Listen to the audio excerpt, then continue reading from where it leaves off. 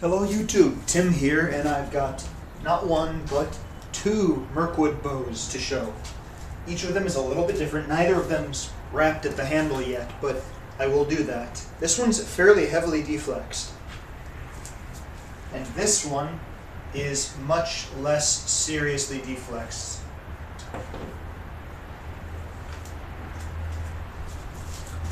As you can imagine, this is going to affect the draw weight pretty substantially. So I wanted to go ahead and test them and see exactly what the effects on draw weight are. We string the heavier bow.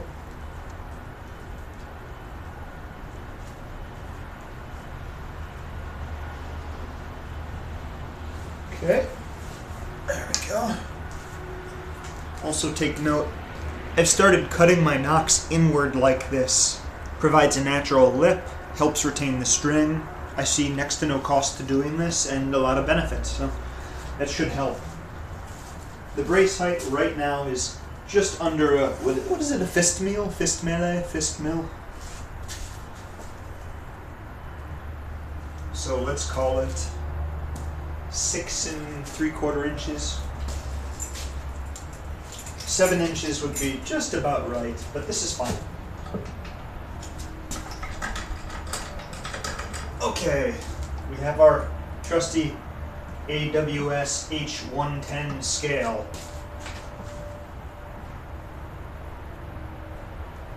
Set to pounds. Let's draw. Actually, let's move this too, just so it's out of the way. That would be the last thing I want, is to damage the other bow, just in case something happens. Okay, back to business now. Let's draw it.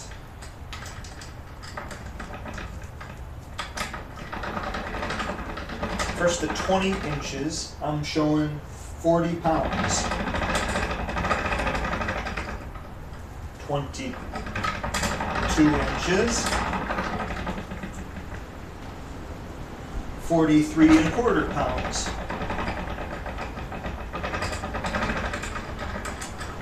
24 inches.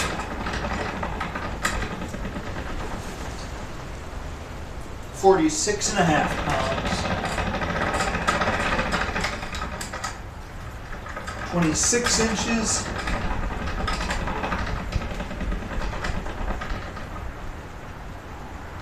50.75 pounds. Now let's go to 28.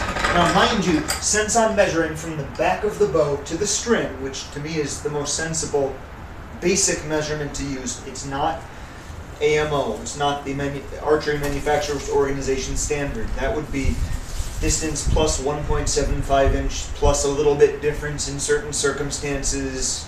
Bizarre, complex formulas, not something straightforward and easy to measure. Certainly not really appropriate for more traditional bows, in my opinion.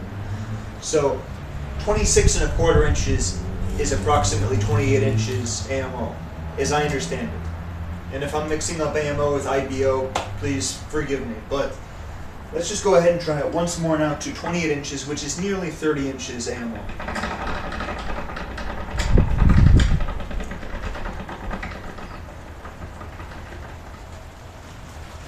55 pounds.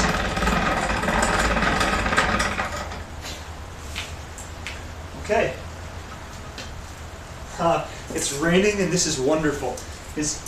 We had mountains of snow for a very short period of time, and then all of a sudden everything melted into a muddy, salty slush. The cars were covered in salt rime, just very unattractive. And now everything's clean. So that was the one. Let's take a look at the other bow now. I think it's going to be dramatically lighter, more on the order of 40 pounds, maybe even a touch less at 28 inches. I'm also going to have to modify the nocks a little bit. The bow is partially fabricated a long time ago. I started last year when somebody was asking for a Mirkwood bow. I ended up having to make a takedown version, so this was more of a test piece, and then I just shaped it and modified it to its final dimensions. We got 1/2 on.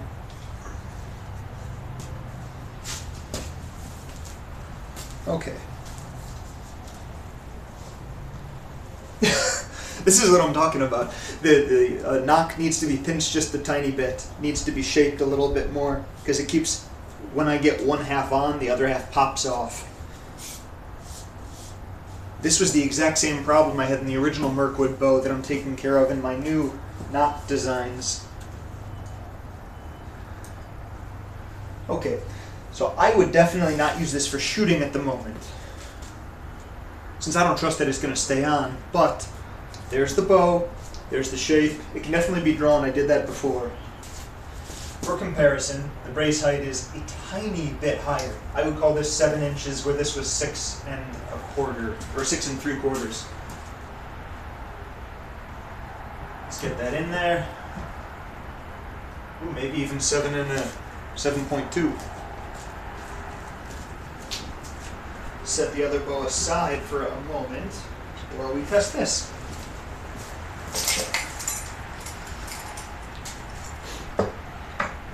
And yeah, this is t-shirt weather when it's in the 50s finally. Feels like springtime. Again, weight on, set to pounds. Let's draw to 20.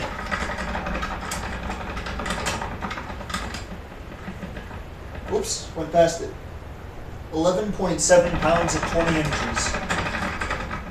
I might have to tweak this to raise the draw weight. This is really low. Let's go straight to 24. 15 pounds. Yikes.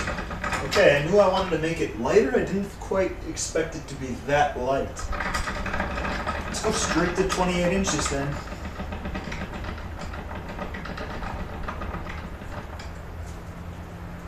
£18.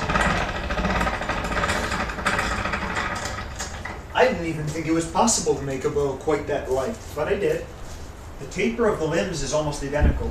The only substantial difference is the degree of deflex in the center.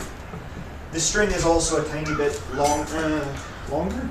Yeah, longer than the other one.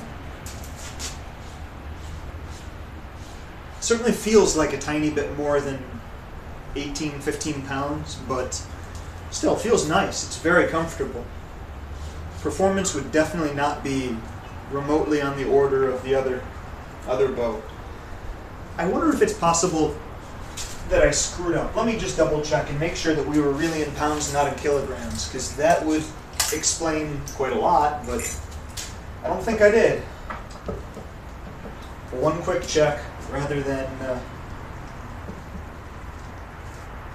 well, I think I need to change the battery on my scale. So sadly, I'll have to do that verification another time. In the meanwhile, I will probably remove a tiny bit of deflex, and then I'll add the handle, wrap both of these.